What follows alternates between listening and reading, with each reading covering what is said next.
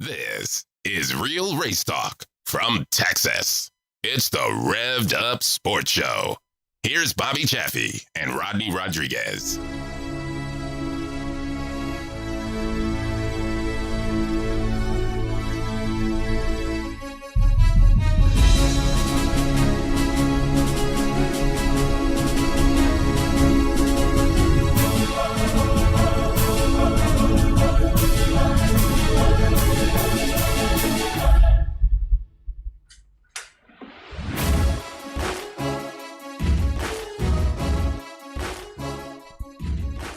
And then there were four.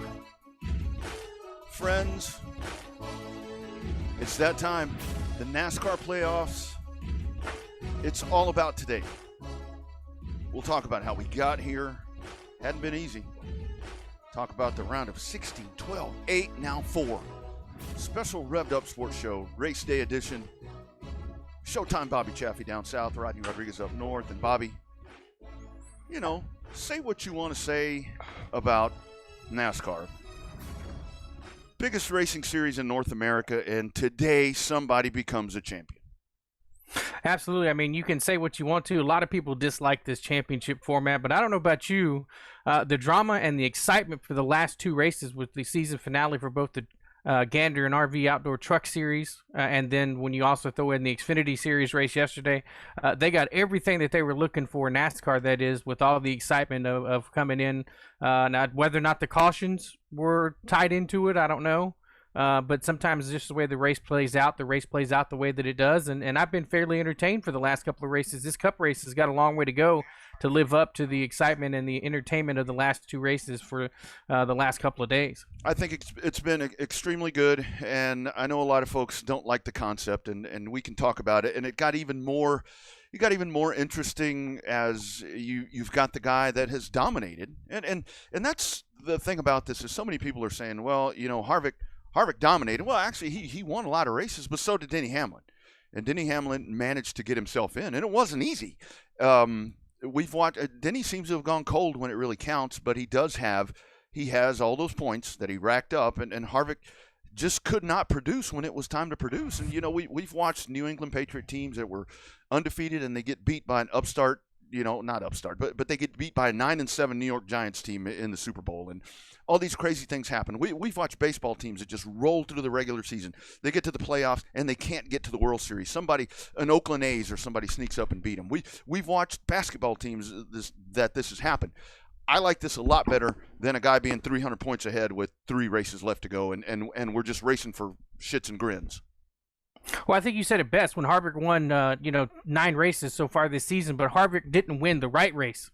Say what you want to about the way the format is. Rodney Childers has been on record saying it before. If you don't win races in the playoffs, chances are you don't belong into the final four, so to speak, the championship four. Then he just didn't win the right races. So Joey Logano won the right race at the right time, getting in at Kansas. They didn't have the way that it worked there with Martinsville. If Chase Elliott doesn't win, then obviously Kevin Harvick is in. So there's that. So, I mean, I think that the circumstances, all he needed was one stage point, really. If he got one more stage point during that race, they still race for stage points in Martinsville. They don't race for the stage points today.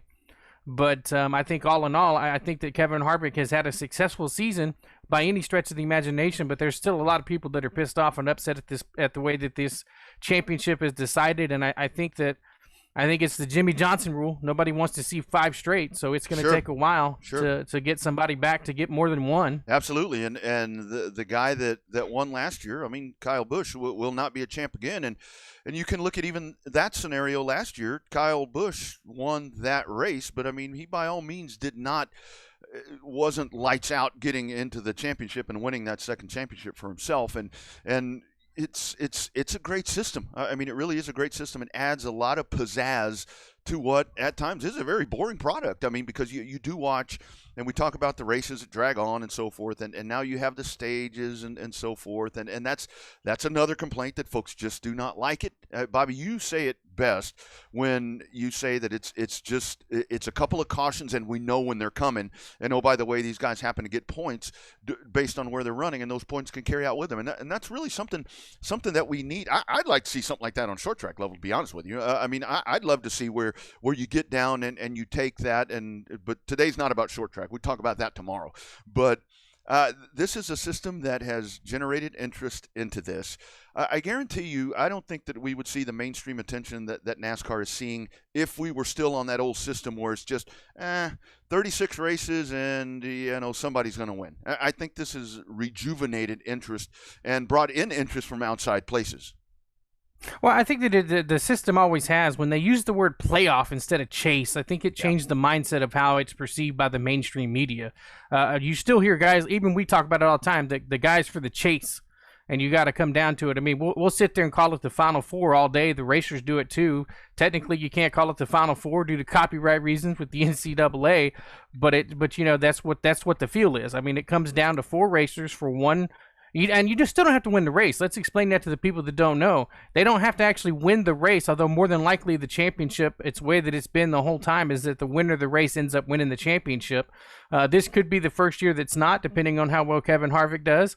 Hopefully at the end of the day, maybe we'll be talking about how much Kevin Harvick went out and, like we said on Monday, just went out and waxed him today. Gets to be the spoiler. So we'll see. Yeah, and I guarantee he wants to do it. He wants to do it. But before we get into breaking all of that down, I mean, 2020 has just been, obviously, it's been rough. And thank goodness this election thing got figured out. I didn't want that interrupting the race today. And thank goodness as well that this race is happening today, because I am not going to watch my Dallas Cowboys get killed by Pittsburgh with Garrett Gilbert at quarterback, crying out loud. That's good for Lake Travis. But 2020 has been so rough. And man, we today, you see the news. And it's... here's the sounder. The right one? No. What is "We Love You" out? That's very kind of you. Thank you. Cost you $19.95. You're left with $5. Okay.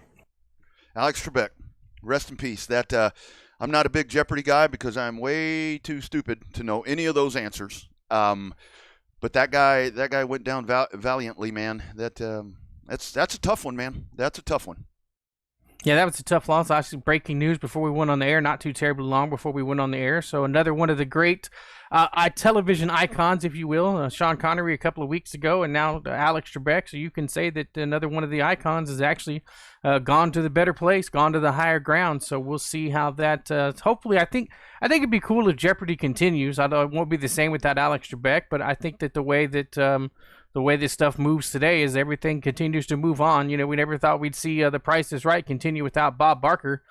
So Drew Carey stepped in and done a pretty good job with The Price is Right. So maybe we'll have the next person come in and take care of Jeopardy for old Alex. Yeah. So speaking of breaking news, Bobby, you actually had breaking news. I was actually on the road a while ago, and you send me breaking news. Hold on. Let's try it one more time.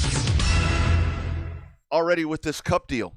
Tell everybody what's going on here in case they missed it somehow.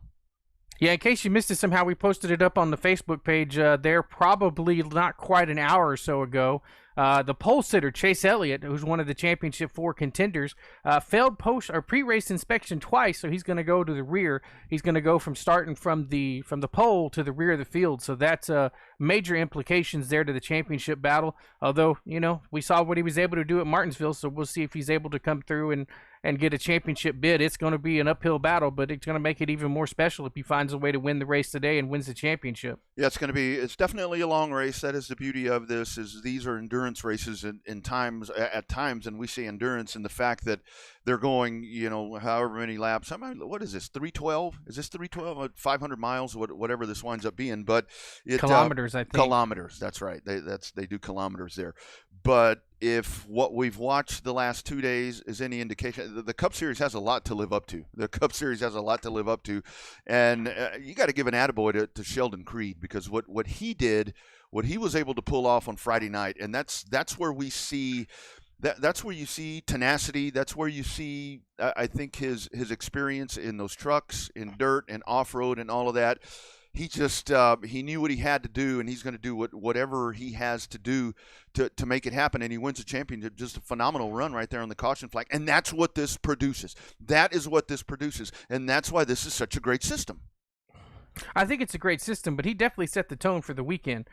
Nobody thought he was going to, when he pitted from the lead to get the new tires, I don't think anybody thought he'd be able to get back up there with just 2 laps to go. But, man, that's what makes Phoenix so good.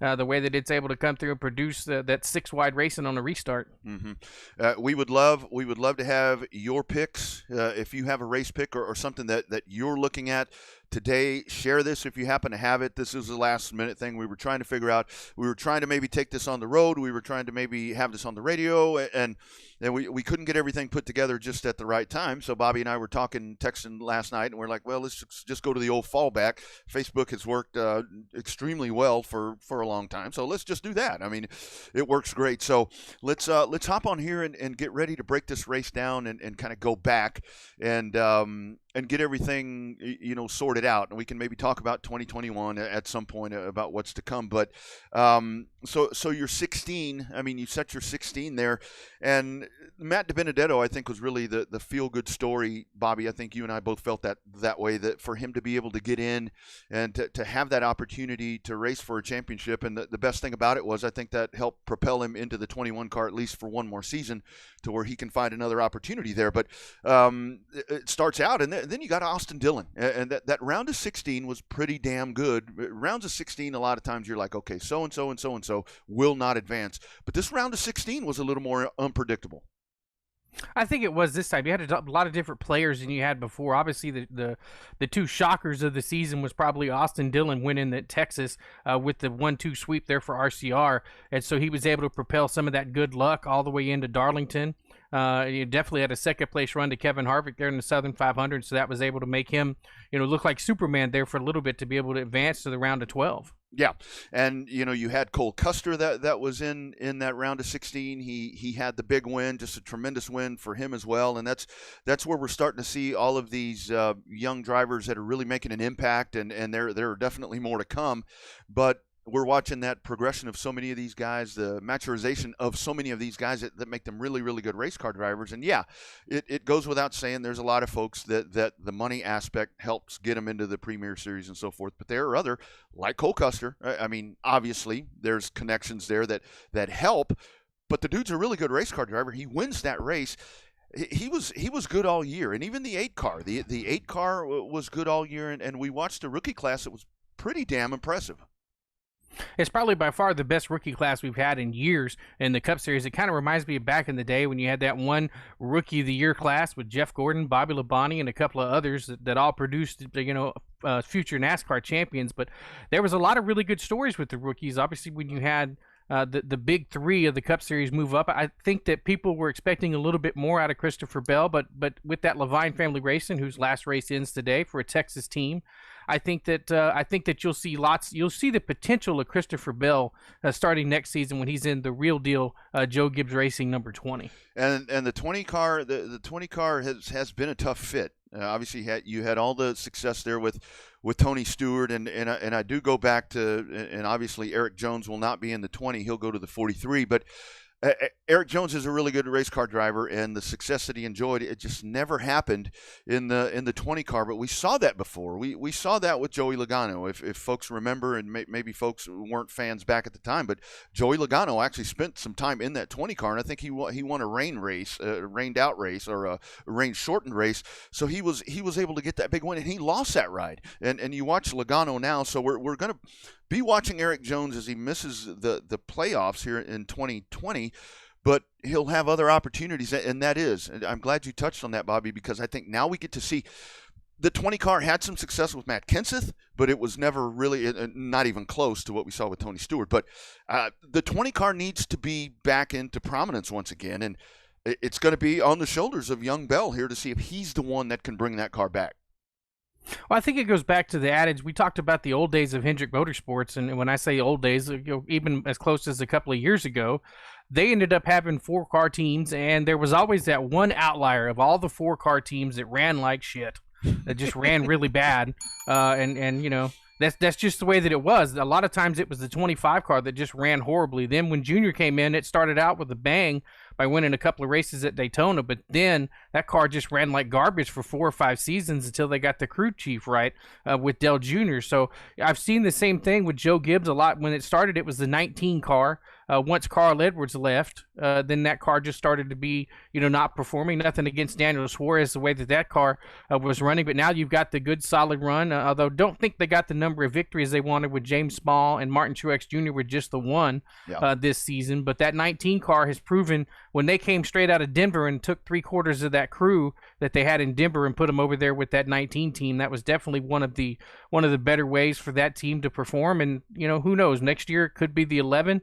I'm actually surprised that Denny Hamlin has done as well as he has since they've done the announcement with Michael Jordan. Yeah. I think that you could tell that his performance has gone down quite a bit, but I also think that that this is the time. He's never had a better shot to win a championship than he has this year, even back in 2010 when he lost to Jimmy Johnson. But I think this is the year. This is probably his best shot. Yeah, definitely have to talk about Jimmy Johnson here in a little bit. But and you wonder with Hamlin, and that's a great point because a couple of years ago, I mean, it's Denny Hamlin. I mean, folks are already transitioning him out of the picture right here, and he's come back, and we're watching a Denny Hamlin right now that we've never seen before, where the success that he has, and Denny Hamlin's Denny Hamlin. He don't give a damn what you think about him.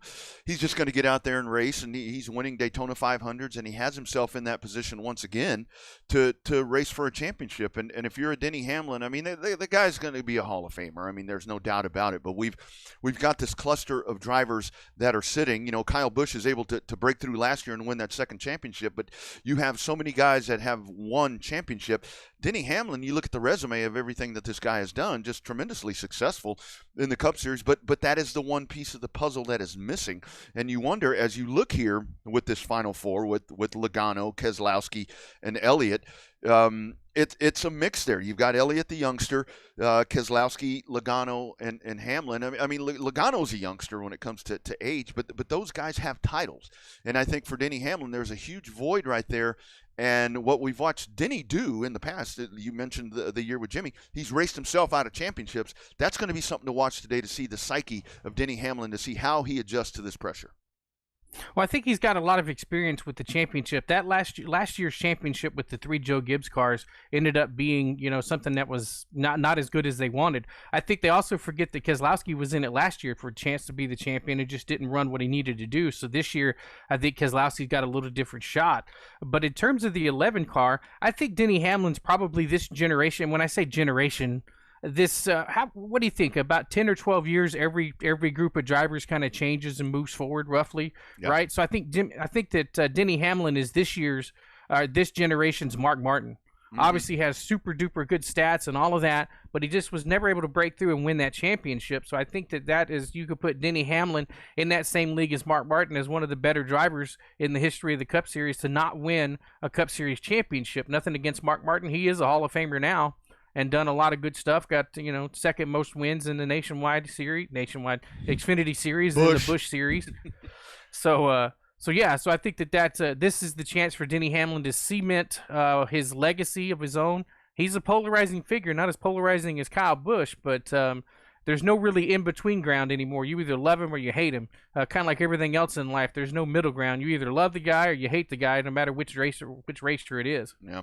In that 16, let's go back to Truex. Truex is an interesting study because they have had all the success, and then obviously he loses, Cole Pern there as he's off, doing whatever he's doing. Oh, actually, he's heading to IndyCar, I guess. But so that's a tough transition there. And then you did have, the layoff and the time where these teams couldn't be in the shop. So the odds were stacked against Truex, and I saw this year a Truex that seemed a little more frustrated. Truex, for the longest time, he did have a dry streak there, and then the situation there with Michael Waltrip Racing, that was just, awful for him. But he did get into, like you mentioned, with Furniture Row, they got into this mold where they were just so good, and he wins championships, and he's winning races all the time. And you did see a little bit of frustration right there, it seemed like, with Martin Truex, where I think he thought this team could be better.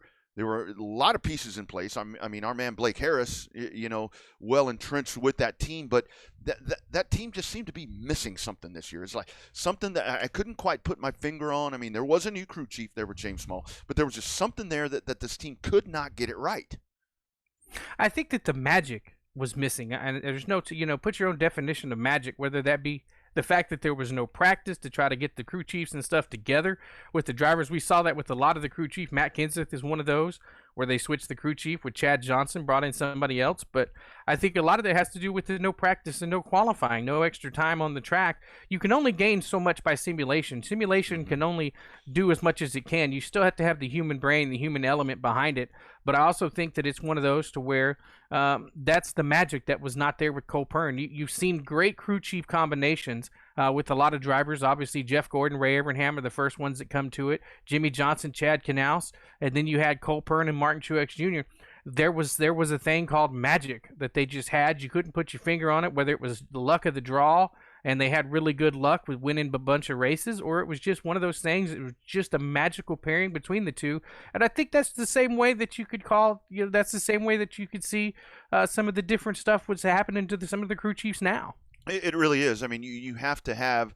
I mean, you talk about coaches and quarterback chemistry. You know, Bill Belichick, Tom Brady. You know, Tom Landry, Roger Staubach. I mean, Terry Bradshaw, Chuck Noll. You have all of that right there. But you have to have the conductor that really is the one that drives the team and works with the driver. I mean, so much of it is keeping the driver in balance of what has to happen and keeping your driver, the mindset to where it needs to be. And that's really how we watch these tandems get together and do really special things. So that's maybe something that the 19 car is able to bounce back. Again, a great year for the 19, but not what they're accustomed to doing. So as all of this is happening and we're watching Clint Boyer is able to get in, I think Kurt Busch is also another one where that team gets in for Ganassi, and we watched Kurt Busch. Kurt Busch, he's got a 2004 championship, and that seems like an eternity ago with Roush. But to watch how Kurt Busch has become, Kurt Busch just kind of sits there, and he's that old cagey veteran right now. He's nice and calm, and it seems like the personal stuff is behind him. By the way, I saw Patricia Driscoll still on trial for something else, the one that said that he had battered her way back when, and all of that was proven false. But Kurt Busch is this dude that he's that old wily uncle now, man. He just kind of sits there, and then like a cobra comes up and bites you right in the ass. Well, I think so. I think that he's got a lot of the old school. He kind of reminds me a lot of Jeff Burton. When Jeff Burton was in the competitive stuff with Roush, and then when he moved over to Childress in that 31 Caterpillar car, the way that he was able to still be in contention but yet be so very quiet. Yeah. That team has, the last 2 seasons, that team has upped its performance. Obviously, now that is the top performing Ganassi car. We'll see how the dynamic works next year with Ross Chastain. But he's been able to come in and just have that little extra something between him and Matt McCall. They had a pretty good inaugural season last year together, but this year winning that race in Vegas despite not having any fans in the playoffs, that was huge for Kurt Busch. He not only got to win his home race, but he also moved around to the round of 8.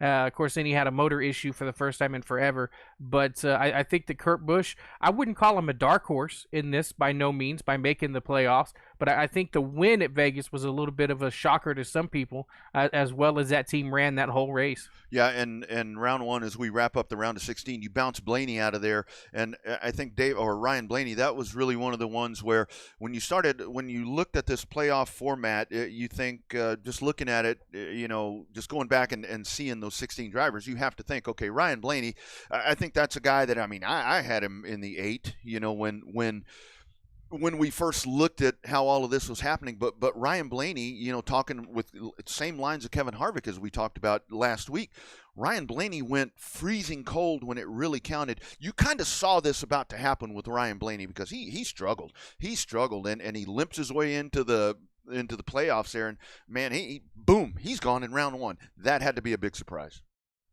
I think it was one of the surprises of the season, obviously, with that he ran very well the first couple of races of the first part of the season, post-COVID or pre-COVID. And then you have to throw in, he also had the crew chief swap with Todd Gordon. We'll get into that later because I think that the Penske way, a lot of people questioned the last-minute change back in January of Roger Penske switching around all the crew chiefs over there at Team Penske, which I think it paid off for 2 of the 3.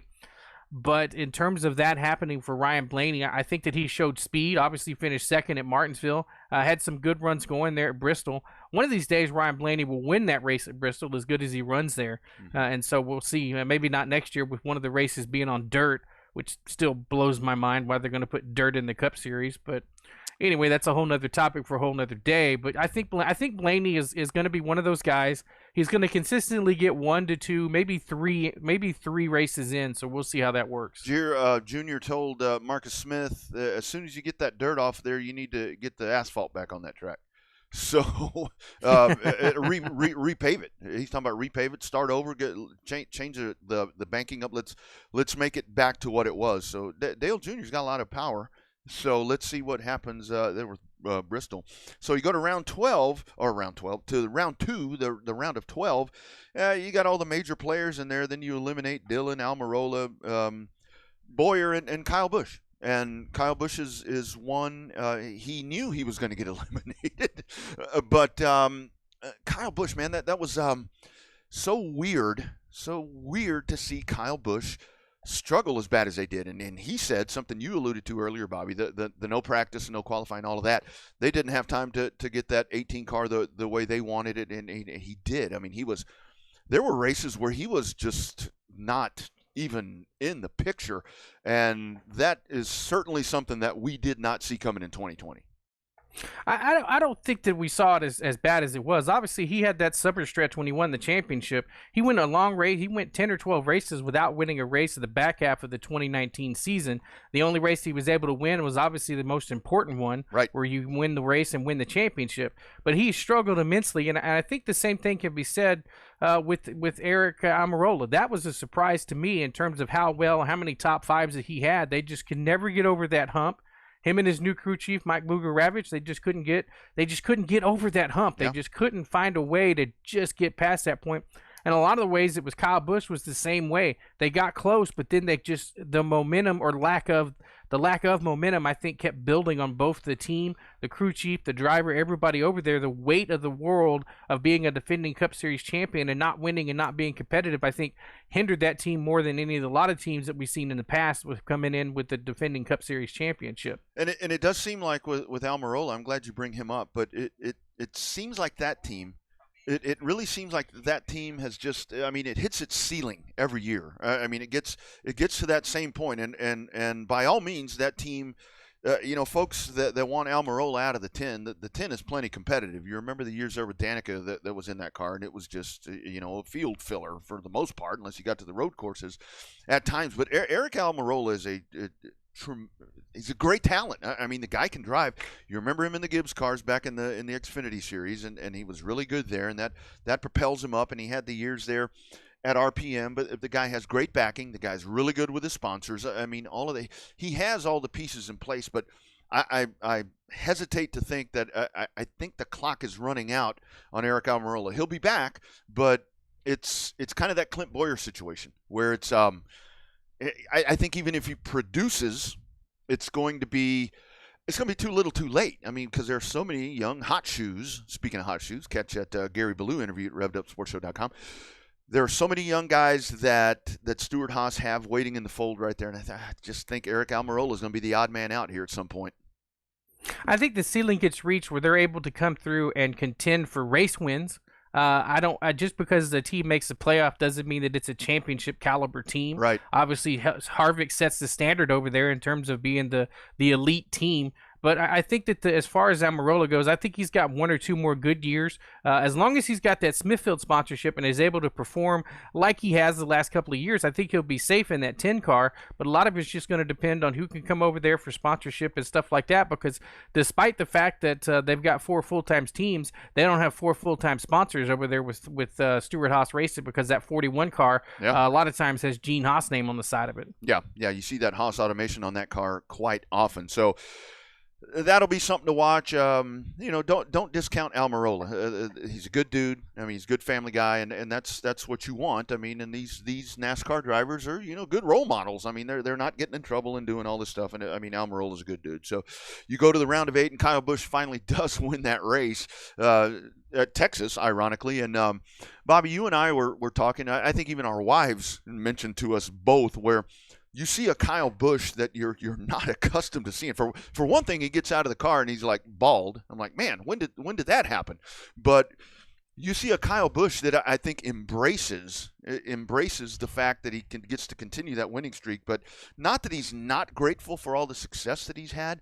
But I think we see Kyle Busch in a light that we haven't seen before. I mean, it's a totally different Kyle Busch in victory lane.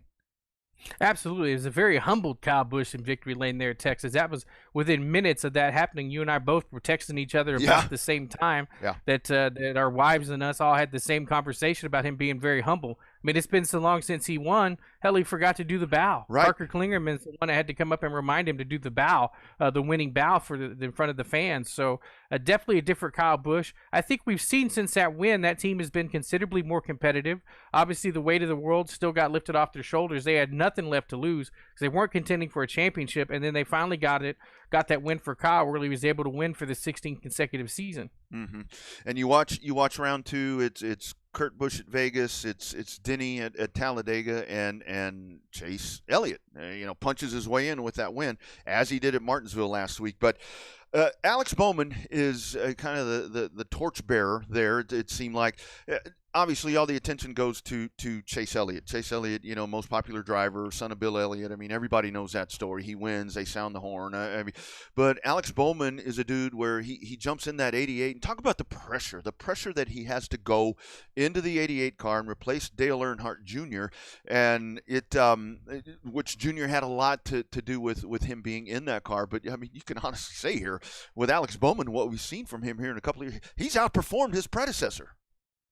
I think he has in a lot of different ways. I think the craziest part about the NASCAR playoffs is I think he had a bunch of top 10s and a couple of top 5s within the round of 16, the 12, and the round of 8. But it's crazy when you think a good number of top 5s just doesn't mean anything. No. You have to win in these playoffs. Yeah. And so he was consistently running in the top 10 and the top 5, but he just wasn't able to pull off a win, and he gets eliminated from the round of the championship 4. And so I think it's just one of those where it shows how important it is to be hot at the right time, but you got to have the right mix. You got to be hot at the right races. And when I say hot, we're talking wins, second and third place finishes is what it takes to advance to the final championship round. Yeah, that's really what it is. You have to put it all together. You have to have luck on your side, and so much of what we see now, it has to be a team effort, because you can a mistake in the pits, a mistake we'll see in pre-race inspection. I mean, all of these different things that can happen just add to the excitement of what this format does, because now it all comes down to today. I mean, there have been times in the past, in the modern era of NASCAR Cup racing, where you did have races that came down to the final race. I mean, I remember, Darrell Waltrip and Bobby Allison, 81, 82. I mean, it was those actually did come down. Obviously, you had the 1992 race, which I think if you could package a NASCAR in NASCAR long timers, that's your perfect season, where you actually race your way and you get down to the end, and you've got 4 guys, ironically, 4 guys that are in contention to win. That's the perfect system. That is the perfect season for the traditionalists that that don't like playoffs. But 1992 only happened one time, and this gives us kind of the 1992 feel when it comes to today, to Championship Sunday. Well, I think a lot of people think that the best championship day was that race in 1992, when you had 5 guys able for a chance to win the Cup Series championship. When they were all in there, that was probably when you think of the championship race, that's the one everybody remembers, the Hooters 500 in Atlanta in 1992. Move up a couple of years when Carl Edwards and Tony Stewart are battling it out for the Cup Series title. It was just the 2 of them in a heavyweight fight. I mean, it ended in a tie, right? It went to the tiebreaker for the Stewart to be the champion. So you're talking literally, these championships have come down to one position on a racetrack. Just one single point can make the biggest difference. We saw it last week at Martinsville. We've seen it before with Carl Edwards and Tony Stewart tying for the Cup Series title with the tiebreakers. Yeah, and I mean, what happens today? I mean, we're about to find out here in about an hour or so. We're under an hour before we go to the green flag, and if you missed it earlier, earlier, Bobby talked about Chase Elliott fails inspection twice, pre-race inspection, so he'll go to the back of the pack. So it's going to be a tough tough sledding for him. But again, it's a very long race. I mean, there's a lot of laps to be run, and now we do it at Phoenix. And forever this has been at Homestead. And we've watched some good ones, and we've watched some really good ones. But Bobby, your thoughts? I think where it's tough for Phoenix is with this new 2020, and it seems like an eternity ago when this 2020 schedule came out and we find out the finales at Phoenix.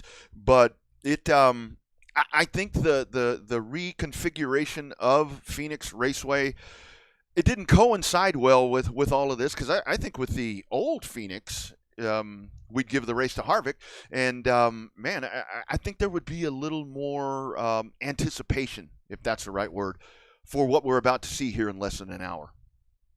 Well, I think the way that the schedule shook out, where it showed that they were going to move the race to Phoenix, I think that NBC had a lot to do with that, because they were able to put the race in a time window to where they wouldn't end up having a chance of a rain delay going into Sunday Night Football. Yeah. But I also think that in terms of the allure of the championship at Phoenix, nobody really knew what to expect when they announced that reconfiguration. Then when they did the grandstands and all that coming out of turn number 2, well, I guess what was turn number 2 at the time, since they flip-flopped Phoenix all the way around, it just became one of those to where, other than the shock of moving the race from Homestead, the anticipation level of Phoenix, well, I guess it'll produce some decent 4 or 5 wide racing on restarts. The anticipation of the Cup race being at Phoenix today, the championship finale, is fueled by the last 2 races that we saw with the Truck Series and the Xfinity Series. Yeah. That's exactly right. I mean, the tone has been set. The bar has been set. I mean, it's all sitting right there in front of these 4 guys, Joey Logano, Chase Elliott, Brad Keselowski, and Denny Hamlin, to come out and give us, folks throw that, it's going to be epic. I mean, I don't know if it's going to be epic, but I think with the persona of these 4 drivers, you got Joey Logano. I'm sorry, people. He's a modern day Dale Earnhardt. He'll come up and run right in the back of you, and I mean he's an intimidator, but not really an intimidator, because he doesn't have that, what Dale Earnhardt had. But I mean, he drives the same way, folks. Sorry, I mean he does the same shit. You've got Chase Elliott, who's going to be coming from the back. You've got Hamlin. Is he going to be able to do it? Is he going to, step on his toe, or step on himself? Almost really screwed up there. I mean, whoopsie. But, ding ding. Yeah, but then you got Brad Keselowski. I mean, we'll have our picks here in a little bit at the end of the program. But Brad Keselowski, to me, and I mean, I know you're a Keselowski guy, but Brad Keselowski to me is the guy that is going to be like, all right, Joey, go make a mistake. Denny, you overthink this. Chase, you're going to get caught up in something. I'm going to win my second championship.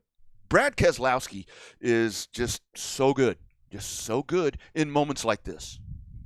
Well, he's able to play mind games with everybody else. It's a little harder to play mind games when you do your pre-race, your weekly press conferences and stuff for the championship over Zoom versus having to do it in person.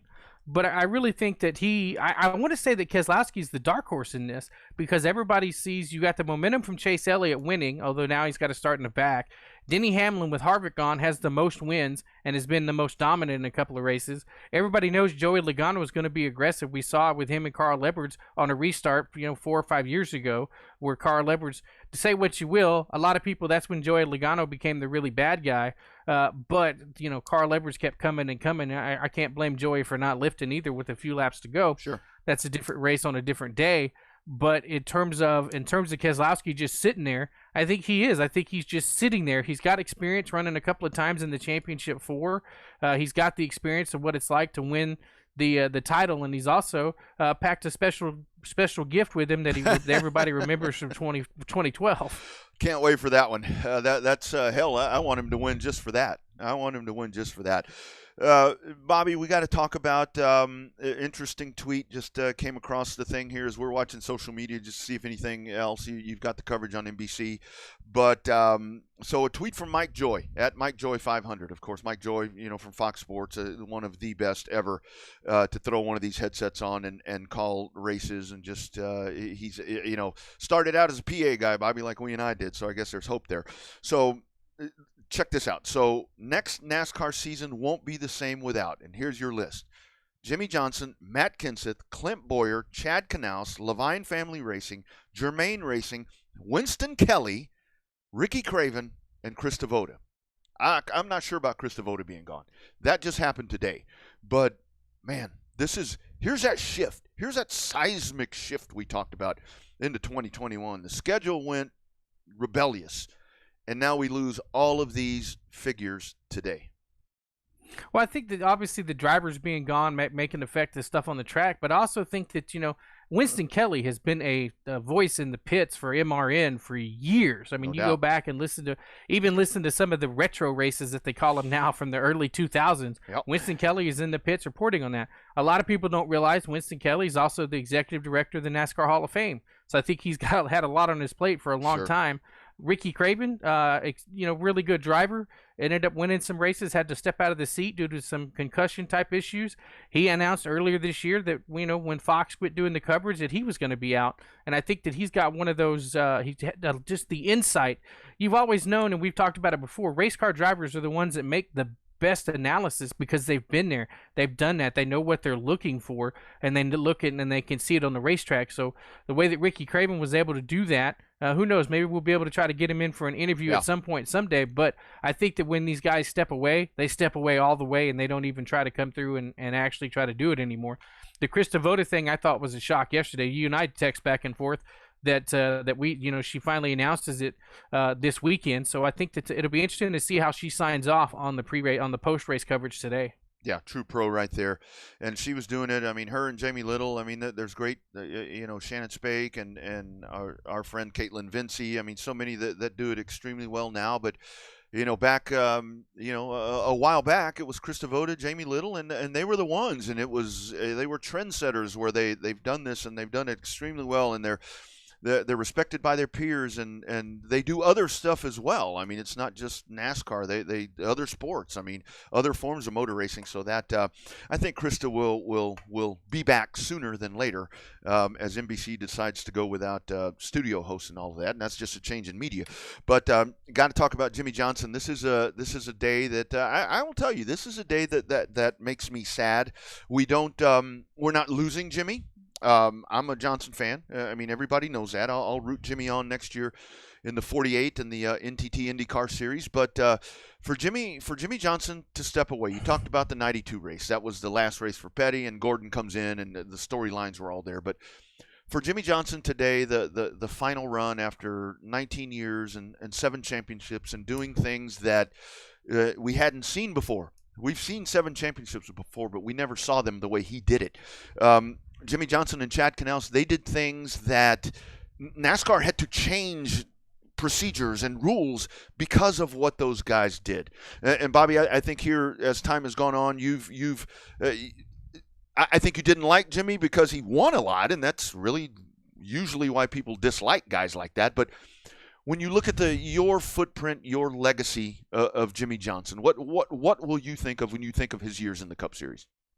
Well, I think that the perception of Jimmy Johnson has changed now in terms of the stuff he's been able to do, and the perception, because he's not winning every race, he's not winning every week, and I think that a lot of people have finally found a way to appreciate Jimmy Johnson. I know that I appreciate Jimmy Johnson more now than I probably ever have.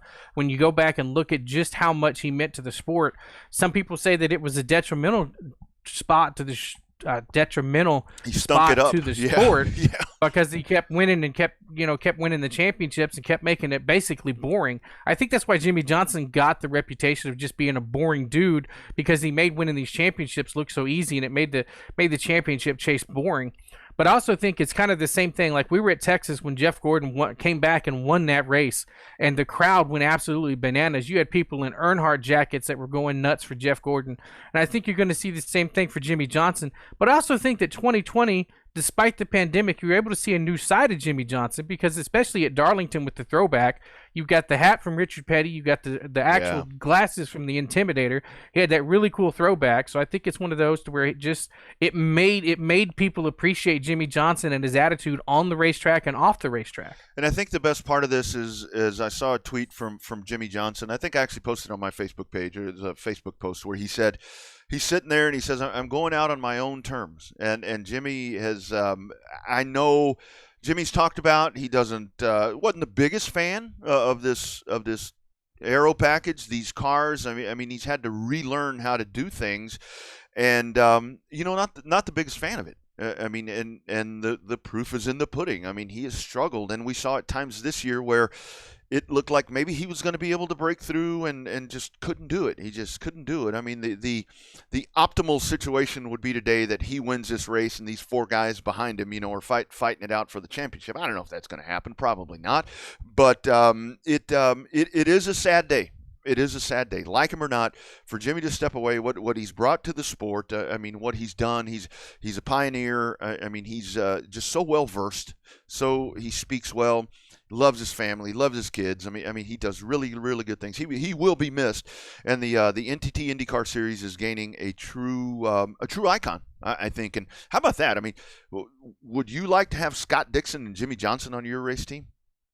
I think it would be an immaculate group there with you have 13 championships, especially with Scott Dixon winning the championship this year. But I think the crossover was neat because you actually got to hear Scott Dixon on a couple of different NASCAR shows there on SiriusXM Channel 90, and I think it's because Jimmy Johnson is bringing a new feel and a new way that people are now going to look at the IndyCar series. I think he's definitely going to move the needle over there, especially if he runs the Indy 500, but he's definitely going to move the needle over there with as much stuff. It's always the way that Bernie Ecclestone always wanted Jeff Gordon to go run Formula One, because it brings a whole new set of eyes and a whole new set of demographics over to Formula One. I think that IndyCar is looking forward to the same thing. Yeah, and we did see the crossover this year with the 2 series running together.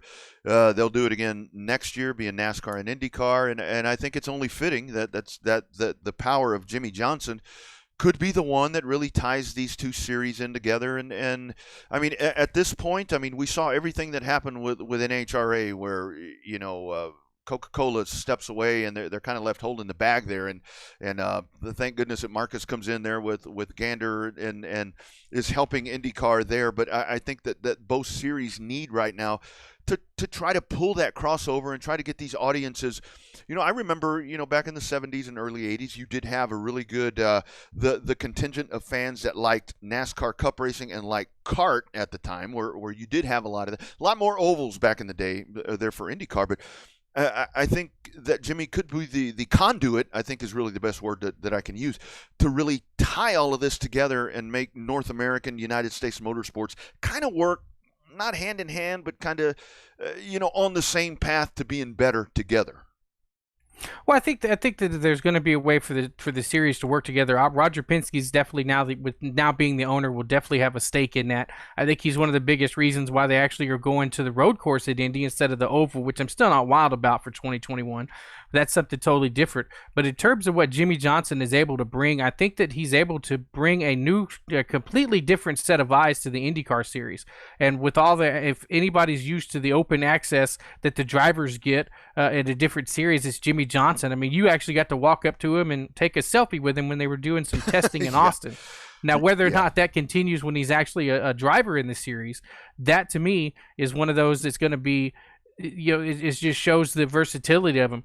Another thing that surprised me with all these different Jimmy Johnson tribute videos and everything else, I don't think Jimmy Johnson's time in NASCAR is completely up and over, because Rick Hendrick said something completely interesting at the end of one of those videos, that it's sad that this is the last Cup race in one of his cars.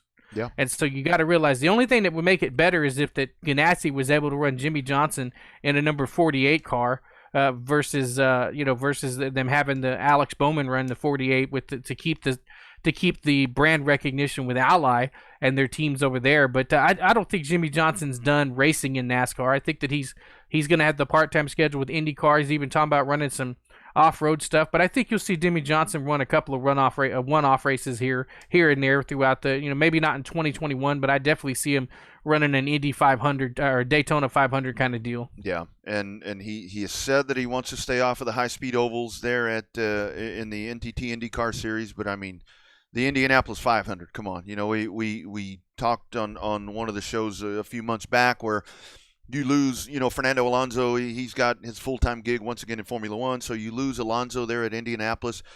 what a better fit if you plug in Jimmy Johnson and hey, how about a double? I mean, that dude, that'd be the guy to do the double. I mean, let him do it. I'm sure Ganassi will throw it at him. I think so. I think that, I don't know if he'd do that on his very first Indianapolis 500, but I definitely think he'd be one to try it during his next Indianapolis 500 run. And who knows? Maybe he's dead set on not running the ovals. Maybe it's just false hope for us to try to think that he's going to end up wanting to run that race, and he may never end up actually running the Indianapolis 500, which I hope we're wrong. I think that him as part of the Indianapolis 500 would be great. Kind of have the same fanfare that Fernando Alonso brought to it. Yep. So I think anytime you get the crossover effect, I think it's going to help IndyCar. But it's definitely, my guess is that if he's not running the Indianapolis 500, the NBC is going to find a way to get him on that NBC 500 or the NBC 500, the Indianapolis 500 on NBC next year. And it's actually odd because I know that he didn't want to do the oval thing, always had the IndyCar thing in the back of his mind. But I've heard him mention this, and he actually uttered this to me because when I saw him in February and did that selfie thing, that was a test thing, and that was one of the first times we saw the aero screen actually on the track at there at COTA. And I said, how about the aero screens? He's like, it's a game changer. And I've seen that he's mentioned that in other times, and we've seen the aero screens probably save a couple of lives. So who knows? I mean, maybe it does get to a point right there where he does have that opportunity. Before we go back to the Final Four, and we'll get your Final Four, the last maybe 30 minutes or so here as we'll go up to 2 o'clock. We'll start to break that down.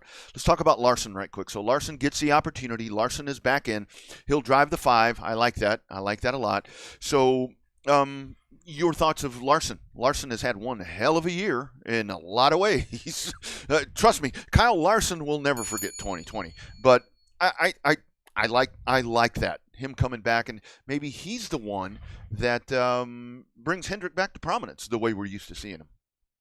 I think the part about that is it makes you feel like the deal with Hendrick has been in the works for a long time, even before the way that it came together, quietly but yet not quietly. Right. And so I think the way that him ended up in the 5 car or the 88, I guess technically it's the 48 car, because all they're going to do is just change the wraps on the cars. You're just going to take the wrap and take the 88 team and start wrapping it with the 48. And you're going to take the 48 team and start wrapping it with number 5. Mm-hmm. But I think that deal was in the works for a long time because of the way that he just eased himself in there. There was other drivers that had talked about going in there. You talked about Keselowski coming in and being a number 5, which I was really excited about the possibilities of that. My wallet wasn't with all the diecast I'd be buying for that.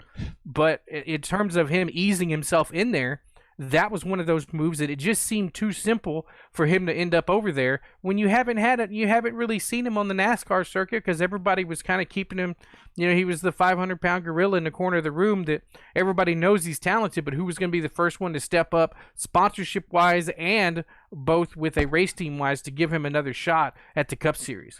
Yeah, and it truly is a situation, especially now. I mean, with everything that we, God knows this world, we at times it's going to hell in a handbasket, it seems like, but it really is. I mean, you have to respect the guy. I mean, he made the mistake, and we talked about it on the Saturday show, Revved Up ATX, immediately, where, he owned up to what happened there, and you have to respect the fact that he went out and he learned and he educated himself. The remorse was painfully obvious from day one about what happened there.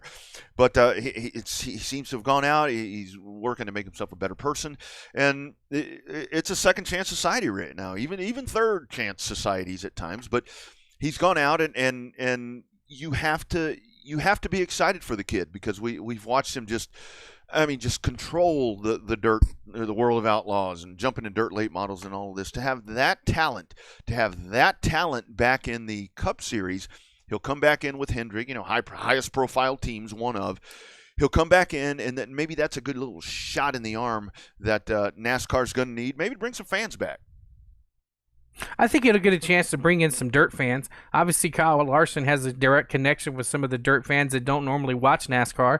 I think that it's going to come through, and you'll see some of those guys that have sworn off the Sunday aspect of the sport will bring back and watch some stuff there on Sundays. And so I really think that Kyle Larson will bring a new attitude to Hendrick Motorsports. He's actually going to be the oldest guy on the team over there, and he's in his late 20s. So I think Hendrick is well positioned to be a powerhouse team all the way into the future. But we'll see just how much I don't want to say he's going to have the dark cloud over him, because I think he's past that point, but he's definitely going to have an extra bit of spotlight in a negative way on him versus this positive way with having the spotlight of him trying to be with the next big thing, racing with the equipment that Hendrick has. And team still is unsponsored. I mean, that's something that goes without saying. I mean, that car may show up at Daytona with, Hendrick race cars on the side of it. So hopefully that's something where they get some funding and get that thing with sponsorship. But that'll be a story to watch, and happy for the guy. I mean, I really am, and he lands in a good spot. And how about Hendrick? So you had Hendrick had the oldest driver roster of them all, and here in just a matter of time, he's gone in with Chase and now Larson and Bowman and William Byron, and now he's got the fleet of young kids in there. So I don't know. I mean, is this the new wave of Hendrick? You go back to the Gordon Labonte and Ricky Craven and Kenny Schrader, all those days when they were really so good. But the funny thing about it is when people talk about that, Bobby, all those years of Hendrick or whatever, a lot of that was Jeff Gordon. A lot of that was Jeff Gordon all the time. With some really good runs there with Terry. But Hendrick has figured out a way to have a young fleet once again. I think that it's going to end up shaking out, not so much in next year. Obviously, you'll see Chase Elliott still continue to win races and contend for championships. I don't know what to expect from Alex Bowman. We'll see what the crew chief swap there for William Byron with Rudy Fugle coming back, moving up from the Truck Series. And then you have Kyle Larson. We'll see how well Cliff Daniels, the crew chief for the 48 team, and Kyle Larson gel right away. I think that Kyle Larson and Jimmy Johnson actually have a lot of the same characteristics in terms of how they race. Everything that Kyle Larson races has an extremely powerful power to weight ratio. That's when Jimmy Johnson was excelling. Right. So we'll see if they're able to take some of the stuff they learned from Jimmy Johnson and try to find a way to make it work for Kyle Larson, which would be, in my opinion, definitely something that needs to happen over there at Hendrick. And so we'll see. I'm interested to see how the dynamic shifts over there. There's so many other players right now. It's going to be hard for anybody to come in. That's what makes it so surprising that Harvick and Hamlin have been dominating and win 17 races, 18 races, something like that. Yeah, and it really has. One of the things that we looked at a couple of years ago was with the younger drivers coming in, and it really has been in that shift. Again, today is a shift. I mean, no matter how you look at it, but when you look at it, it has been the old guard, as they say, the old guard used to say. It has been these two older guys that have jumped in here, and Harvick and Hamlin have been the ones, and everybody else kind of chasing their tails to be a part of it. But Chase Elliott there is really seems to be the one that's making some strides. And actually, when we talk about old guard, Brad Keselowski, I mean, that dude, when you start talking about William Byron and some of these young guys, it really is the older guys in Hamlin that are still the ones that are at the top of their game. I think it's surprising that they won as much as they have in some aspects, but I also think that when you throw in a couple extra veterans, you got a Keselowski in there, you've got the Harvicks in there, you've got the Hamlins in there, you even throw in a little bit of the older veterans running well up into the top 5 in certain races, but I think that Keselowski is the next one to make the move. I think that if he wins the championship, he's signed that 1-year deal with Penske. I think he'll enjoy a 2021 season to celebrate in a championship, and then he'll be, decided to hang it up. Harvick's got at least 3 more years on his deal. It's going to be interesting to see what Denny Hamlin does in terms of how long he's going to drive. He has to drive for Joe Gibbs because it's a lot of expense to be a team owner. I don't know. We don't know the percentage that he owns. Obviously, Jordan is going to own the most percentage of it, but it's going to be interesting to see how long these old guys still stay around. Jordan may be the guy that gets into this and starts thinking, didn't realize it costs this much. I'm sure he's well versed on all of that. But Bubba Wallace to drive for Denny Hamlin and Michael Jordan. So, all right, 30 minutes out. You got your 4 guys: Chase Elliott, Joey Logano, Brad Keselowski, Denny Hamlin. One of those guys is going to be the champion. They're going to start 1, 2, 3, 4, but now Chase goes to the back. Is this going to be a race where we watch it in waves? I mean, so many of these, it's like, okay, right now Logano's better than Keselowski. Or is this going to be, do you think that Logano and Keselowski, being teammates, obviously, Do you think this is maybe they try to get away, or Logano's going to dump him? I mean, but Keselowski, I don't know. I think that's an interesting caveat to this, is that those two are teammates. Well, we've seen it before with teammates racing in the final. The difference is going to be today is that, for some reason, Penske's engineering program doesn't do very well at the beginning of a race. They always seem to drop back. They've always been long-run cars. And so it'll be interesting to see how well they run at the beginning of this race. I think Hamlin's going to jump out super early and try to dominate as much as he can. I think they have a really good notebook in terms of Logano, because they won the race back in the spring. So to me, Penske doesn't seem to start out races really well, except for this one. Mm-hmm. They're bringing the Richmond car for Keselowski, so that's a race that he won. And so it'll be nice to see how that translates into it. The car that Austin Cindric drove yesterday was a brand new car they built in Penske. So it's gonna be surprising to see. The key to that, the two of them, is going to be Ryan Blaney. Because if every time that the other two Penske cars are fast, the 2 and the 22, that 12 car always ends up being fast too. So it'll be interesting to see how well Ryan Blaney runs today versus the two that are battling for the championship. And I think it's so awesome now with the engineering and all of the work that you say the word engineer to a hardcore old school NASCAR fan, and they cringe when you hear that word. But I think it's really awesome that with the engineering and the innovation and everything that has happened in the sport now, is we're watching a lot of Jimmy Johnson pre-race stuff on the NBC coverage. But that these cars, you don't want to say they're bulletproof. We did see Kurt Busch have an issue, but these guys have to race it out. I mean, like when I was talking about that 82 race or 81 race with Waltrip and Bobby Allison, transmission goes out, and we don't see any of that anymore. I mean, it's a matter of the cars are going to last. These guys are going to have to race it out. So the rest of that, of the starting lineup there, and we'll just the top 10. So we gave you the top 4. Elliott goes to the back. Then you got Ryan Blaney starting 5th. Alex Bowman will start 6th. Kurt Busch 7th. Kyle Busch 8th. Clint Bowyer 9th, Eric Almirola, and then Kevin Harvick starts 11th. And we come back to Harvick here. Harvick obviously disappointed that he did not make this championship Final Four, especially with it being at Phoenix. Do we see Kevin Harvick really push the envelope and get out here and race these guys? I mean, I don't. Obviously, you don't want to wreck them, don't want to wreck any of them, but I don't really see Kevin Harvick just laying over and playing dead in this thing. No, I think that he's going to try to get to the front as fast as he can, with as much carnage as he can. Obviously, I think that Kevin Harvick wants to prove a point today. He wants to prove the point that he should have been in the championship 4. And if he goes out and wins the race, all it's going to do is create more controversy for this particular type of format. Mm-hmm. But I think Kevin Harvick is the player. He's going to be the guy that is going to have the most to gain by winning the race today, other than one of the 4 championship contenders. We'll see. I think this could be finally the year that the champion does not win the race. So it's going to be one of those races that's going to be so unique in the terms of all the different storylines. NASCAR is getting what they want. You got a championship 4 that's diverse with experience and diverse with manufacturers. Obviously, they got one of each. They're in the championship 4 this year. But I think it's one of those to where Kevin Harvick has always been the closer. But now this is his first chance to really play spoiler. Yeah, absolutely. And I know that he will. He will drive the wheels off that thing. And I agree. I think this is a year that a non-4 wins the actual race. And actually, I hope that's the case, because that makes the other 4 drive even harder. So let's take a look at these 4 guys. Let's start with Joey Logano. So obviously we've talked about the aggressiveness of Joey Logano, just how he's again, when we talked about him taking over the 20, back in the 2000s, and career could have been a bust right there, and he falls into this great situation at the unfortunate situation of AJ Allmendinger. He's tabbed to drive the 22, and he has a championship. Thoughts of Logano, his strengths and weaknesses. Strength, obviously, we know he's aggressive and he doesn't take any crap from anybody, but it's hard to find a weakness with Joey Logano.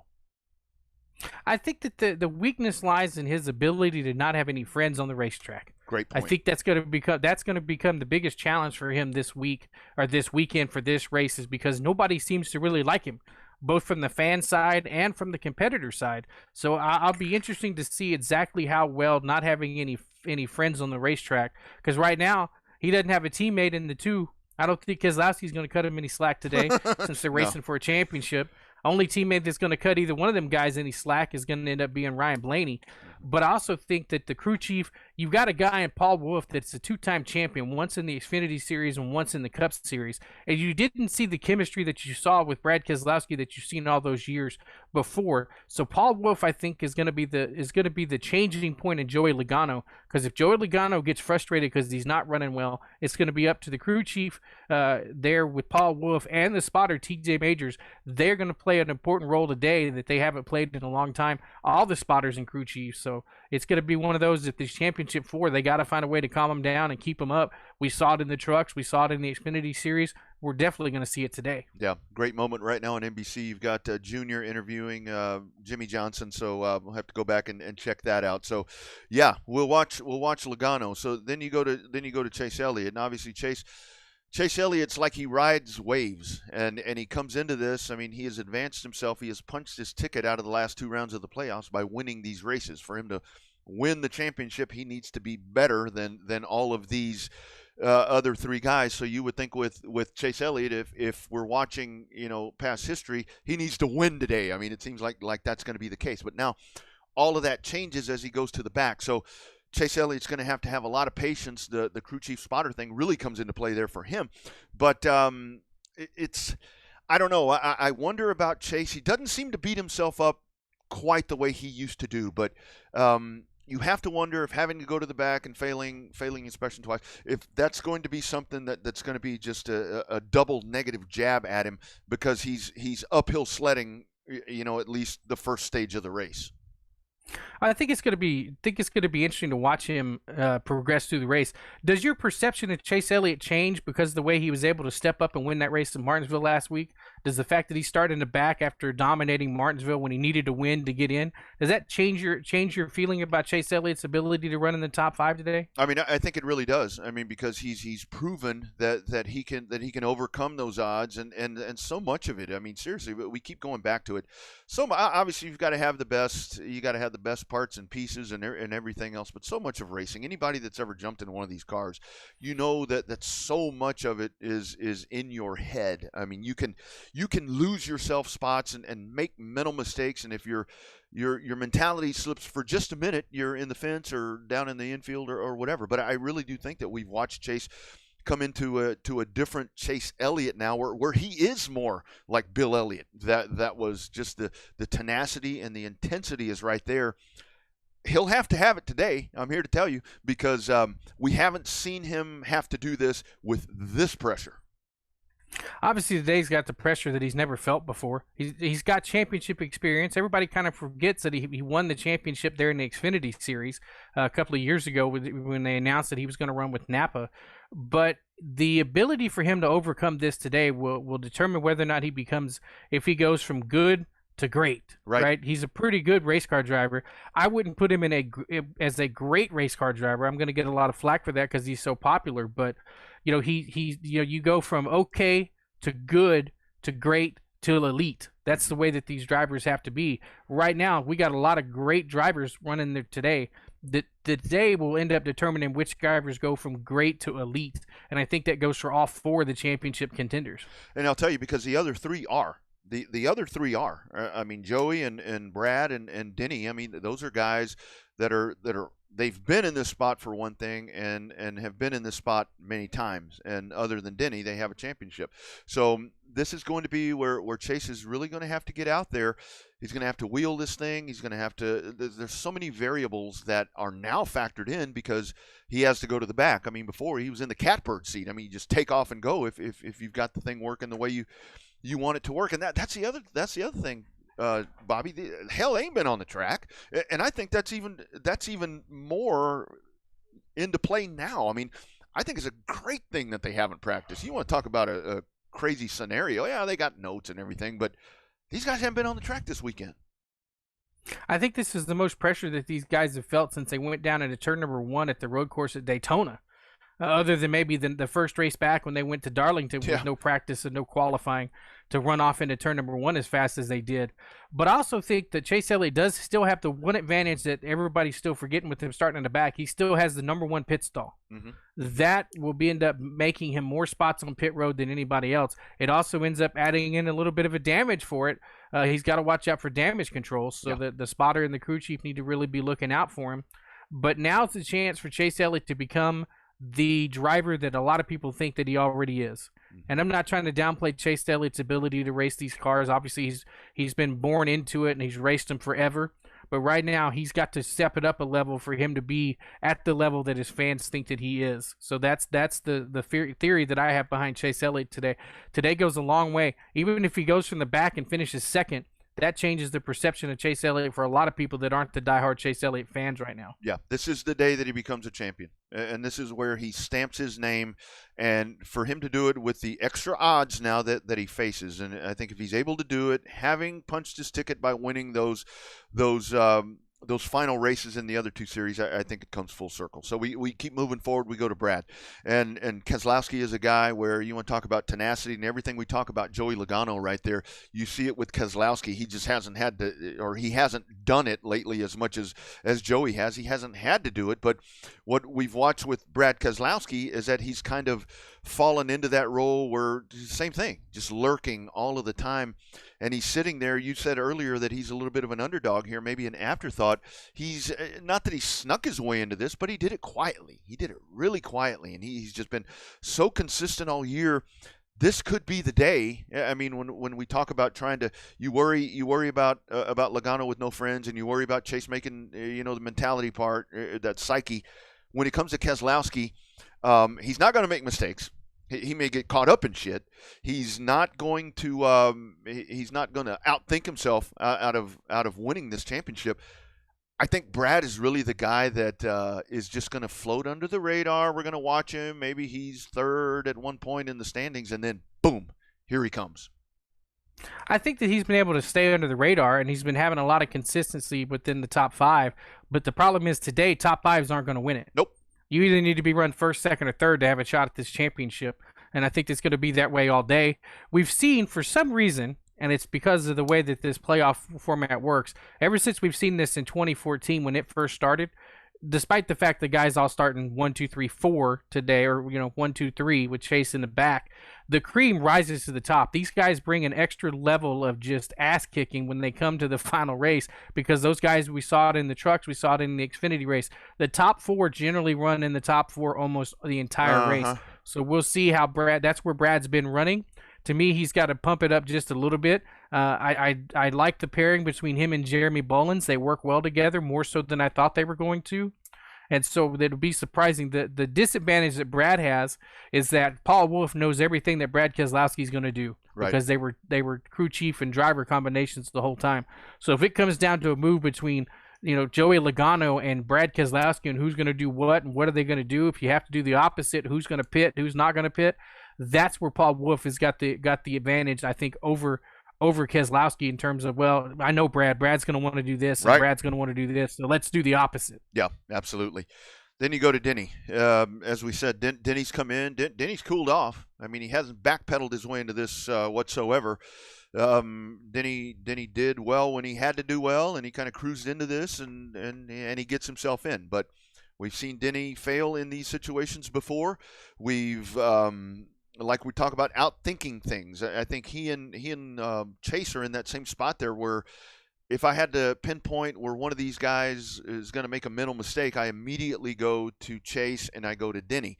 But then again, we go with Denny. There's another thing with Denny Hamlin where if things are not going well for Denny Hamlin and he explodes and gets pissed off, and that's there's things there. And I mean, I think the psyche is something with Denny as well. I mean, I hate to say that as good as he is and as many times as he's been in this position, but I just think that Denny's an outlier right now because leading up to today, Bobby, we just have not seen him perform. He hasn't performed, especially surprisingly at Martinsville. Mm-hmm. But I think the problem with Denny Hamlin is when he falls off the rails, he falls off the rails. The races that he's won, he's just dominated and been up front the whole time.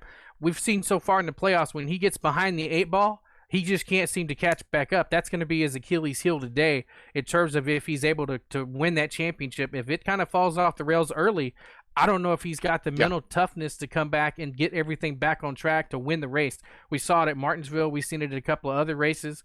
That, to me, is going to be the key to Denny Hamlin trying to win a championship, is going to be him trying to get it back on track if for some reason everything falls off the track. Yeah, I really look at Denny Hamlin like I look at the Cowboys, before the Dak Prescott thing, before the beginning of the, when he went down, is you spot yourself, you put yourself in a hole. If you're a football team and you put yourself in a 21-point hole, and then you manage to drag yourself back in, but you're sledding uphill the whole time. And that's what I fear for Denny Hamlin fans, is what's going to happen with him today, because we just haven't seen it. We just haven't seen it. If we were talking about, middle of the summer and the form that team was in the middle of the summer, I'd probably have him right now. Hamlin's going to be the guy. But, I'll be real honest with you straight up. Denny Hamlin, I have him as the fourth option right now, because I just don't think they're going to be able to get it put together. It's gonna be one of those where can he, just like Chase Elliott was going to be one of those where you had to determine whether or not Chase Elliott became the driver. I think that Denny Hamlin has to find a way to get rid of that stigma. Mm-hmm. He's always been the guy that's been so close, but yet he just can't close the door. That's what he has to do today. He has to find a way to put out all the doubt. He's got to find a way to put out all the naysayers and try to get out of his own head for him to come through and be a Cup Series champion. And I just don't see it happening. I could be wrong. I'm sure his fans hope that I'm wrong. But for some reason, Denny Hamlin just hasn't, when it comes to that it factor to put everything behind you, he just has not been able to do it. He's one of those guys where you see it regular season just lights out. Lights out. And again, he did win at Talladega, but Talladega's Talladega. But it is. He's just not able to do it when it counts. So hopefully, I like the guy. He's a legend. He's going to be a Hall of Famer. But I would like to see Denny Hamlin take this opportunity. Of course, it'd be really cool if Chase were able to win the championship. But Logano has one. Brad has one. I think it would really not bookend the career of Denny Hamlin, because he's certainly not done.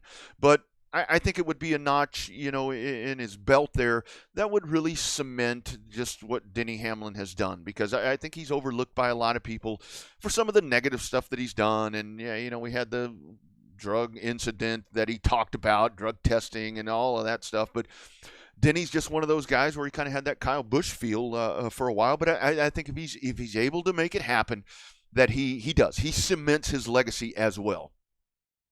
I think that he has a chance to do it. There's just too many outlying factors. I think this Michael Jordan thing has weighed into it. Ever since they announced that, he just hasn't had that extra pizzazz he's had during the summertime. And I think that's definitely the reason why. So we'll see how he ends up having to control all the external variables with the Michael Jordan thing on his mind. He'll put that out somewhat. But with all that extra pressure, I think that he's just going to have to find a way to prove everybody wrong. Yeah, there are times, distractions. When you're distracted and not able to do your job and not able to do the task at hand, and I truly believe that has been a big part of this, because this had to be working. We heard rumbles of Jordan and Hamlin and with the team and all of that. We heard about that well before it actually ever happened, and everybody silenced it. And they're sitting there working on this, and you have to know that they're trying to figure out sponsorship. They've got the alliance there with Gibbs, and everything's happening there. So I think if this doesn't work out for Denny, I don't know if he'll ever say it, but I think if this doesn't come to pass today for Denny Hamlin, especially being the fact that Harvick's out and he and Harvick have been so good this year, he'll never admit it, but I think that distraction right there is going to be what's going to put the kibosh on his opportunity to win the championship. Yeah, that to me is the same thing. He's just got too many outstanding outliers to end up having a way to have the mental toughness that it's going to take to win the championship. If it falls off the rails, then he's going to be in trouble. I don't think he's got the chance to be able. The team hasn't shown that when it gets off the rails that they can get back. Yeah, I totally agree. So 10 minutes away from getting set to go here. So how does this race play out, BC? Well, I guess at this point, 3 title contenders. Do they take off and run away and do what we've seen so many times? I think a lot of the perception and coverage is going to be on Chase. What's he doing? Because he'll be back there in 40th. these top three guys going to take off, or are we going to see some of the guys that are not chase contenders get out there and race this thing ahead of these guys and mire them a little bit further back into that top 5, top 10? I think there'll be parts of the race that'll do that when you have some of the guys running 6th through 10th, maybe 12th. The guy to look at is going to be Kevin Harvick starting in 11th. It's going to be Harvick and the 4 championship contenders that they look at all day, without a doubt. And I think a lot of times they're going to be looking at Kevin Harvick because Harvick's going to be the one that's trying to come to the front and trying to stink up the show.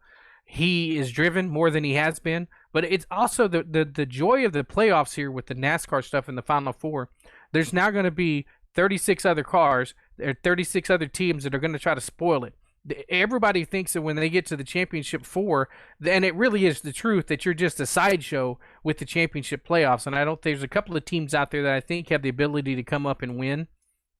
It's going to be, obviously, you have Harvick that's got a chance to win. Alex Bowman is from Phoenix. He has a tendency. He's been running well, been running in the top 5, and the team is gelling well together. So it's going to be the ability to the top 4 in points, the championship 4, to be able to outrace everybody else, which is going to be hard, especially when you consider having Harvick up there. And who knows, maybe Harvick will have it fall off the rails again because they're going to try too hard. Yeah, and so much of this is going to come down to, we talked about it earlier in the program, where this is going to be, I mean, we can talk about Joey and Chase and all these guys and everything that they have to do. But when you talk about pressure, you're talking about the guys in the pits, and not just the crew chief making the calls and the car chief doing all of this. We saw the tremendous move. Who was what team was that, where the guy comes across the wall the other day and he jumps back across, which was totally fine. So that was totally good. But so much of the pressure, we've talked to our man Eric Wallace on here. Man, these teams, these guys that are going to be working on these cars when they come down pit road, I mean, you can lose your guy the Cup championship with just one little mistake, and that's going to be a big focus as the guys working in the pits today. Well, I think that one is Chase Elliott, which brought a lot of controversy last week with him able to come in and still win the race after the Jackman jump on and off pit road. But it is one of those things to where I don't understand how those pit crews handle the pressure as much as they do.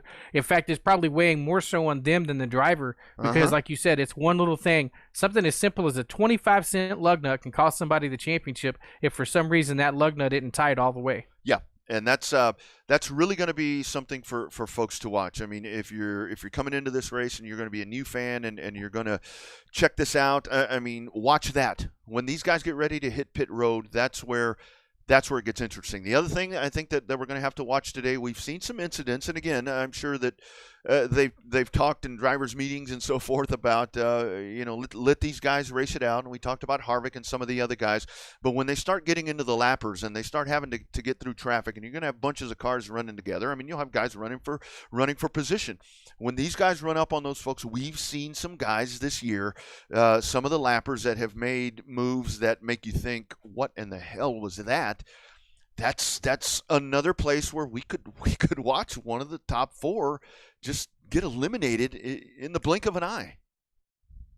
The lappers are going to be, I think today's the day where the lappers are not going to race as hard as they normally would because there's not as much for them to lose today. Mm-hmm. There's a lot more of them to lose in terms of track position. I think that they'll end up having a guy like a Ryan Newman may not race as hard as he has been racing all year. Oh, you think? There's a couple of those guys.